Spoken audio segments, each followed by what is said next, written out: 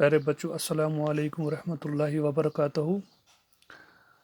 आज हम class 8 subject history topic हमारा टेक्सचुअल क्वेश्चंस रहेंगे।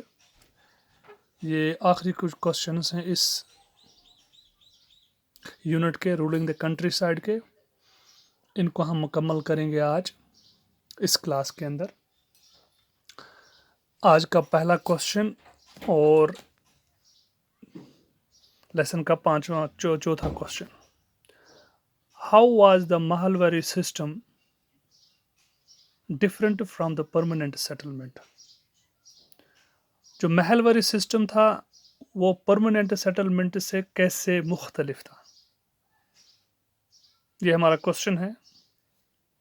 और आंसर इसका, the Mahalwari system was different from the permanent settlement in following ways. जो महलवरी सिस्टम था वो परमानेंट सिस्टम से यूं मुख्तलिफ था। कैसे? Village headman was given the charge of collecting revenue and paying it to the company. Under Mahalwari settlement, which was the duty of zamindars under the permanent settlement. Mahalwari system के अंदर जो revenue collect करने और company की तरफ पेश करने की जो ड्यूटी थी वो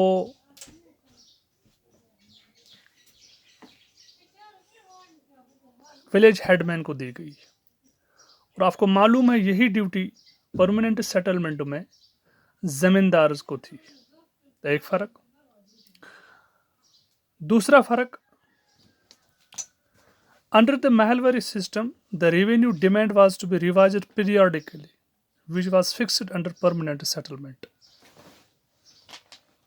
महलवरी सिस्टम में जमींदारों से जो रेवेन्यू लिया जाता था वो पीरियोडिकली उसको रिवाइज किया जाता था, तब्दील किया जाता था। लेकिन आप ये भी जानते हैं कि परमानेंट सेटलमेंट में ये परमानेंट हुआ करता था, इसको परमानेंटली मुतयन किया गया था। इस तरह से ये दो डिफरेंसेस थी इस महलवरी सिस्टम के अंदर। आगे बढ़ते हैं। Question number 5, give two problems which arose with the new Monroe system of fixing revenue. उसके बाद जो मनरो रेवेन्यू सिस्टम आया उसके अंदर क्या मुश्किलात आई और किस तरह से वो जमींदारों के लिए परेशान कुन बना। तो answer, the problem with the Munro system was the fixing of high revenue demand by officials which peasants were unable to pay, with the result riots split the countryside and villages became deserted in many regions. पहली problem इसमें यह थी कि officials की तरफ से बहुत ही ज़्यादा रेवेन्यू फिक्स किया गया जिसके ज़मींदार अदा करने के मुस्तहक अदा करने की ताकत नहीं रखते थे। और उसके नतीजे में बहुत सारे राइट्स और बहुत सारे ज़मींदार गांव छोड़कर दूसरे इलाकों में चले गए। इस तरह से बहुत सारे इलाके, बहुत सारे गांव डेजर्ट हो गए। वहाँ पे लोग बिल्कुल नहीं रहने लगे और वो गांवों को छोड़कर चले गए। इसी तरह से आगे बढ़ते हैं। Question number 6, why ryots reluctant to grow indigo? जो राइट्स थे वो जमींदार थे, ग्रोवर्स जो थे, वो इंडिगो के कल्टीवेशन करने से क्यों, इंडिगो की पैदावार करने से क्यों हिचकिचाते थे? इसका आंसर है, the ryots were reluctant to grow indigo because planters insisted. वो इसलिए इंडिगो की पैदावार करने में के हक में नहीं थे क्योंकि that the indigo be cultivated on the best soils which peasants prefer to cultivate rice.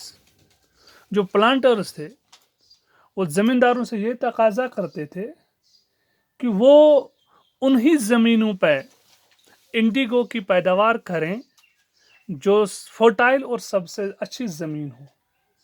और ज़मींदारों की ख्वाहिश ये थी कि वो इस ज़मीन पे चावल की पैदावार करना चाहते थे या चावल उगाना चाहते थे।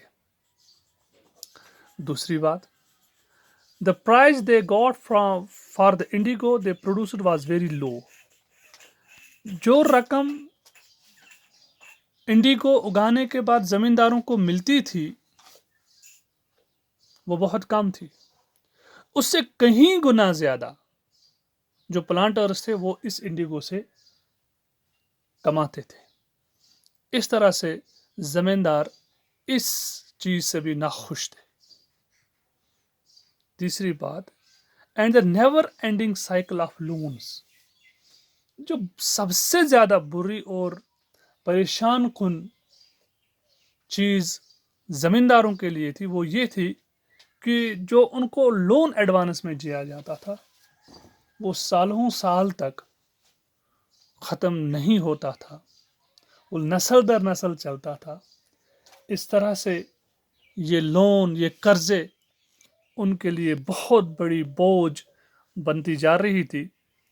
इसलिए जो ज़मींदार थे वो इंडिगो को उगाने में हिचकिचाते थे। इस तरह से हमारा आज लेसन कंप्लीट हुआ। लेसन के टेक्सचुअल क्वेश्चंस भी कंप्लीट हुए। तो इंशाल्लाह ताला अब हम नेक्स्ट क्लास में नेक्स्ट चैप्टर या नेक्स्ट टॉपिक के साथ मिलेंगे। तब तक के लिए खुदा हाफिज़।